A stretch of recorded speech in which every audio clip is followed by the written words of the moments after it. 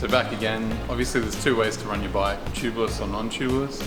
If you've got tubes, we'd probably recommend going with a thorn-proof tube for up here.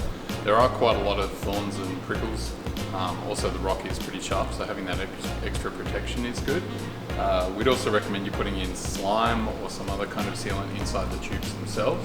Also, if you are carrying spares on the bike, as a tubeless rider, you would probably also want to pre-slime the tube too, because even changing it and riding immediately afterwards, you could be susceptible to getting another prickle again almost immediately.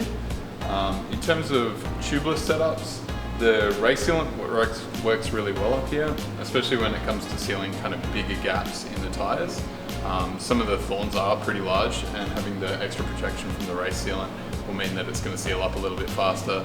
You're going to lose a little less air and a little less time as well. But the standard stand sealant is really good as well and lasts a little bit longer too.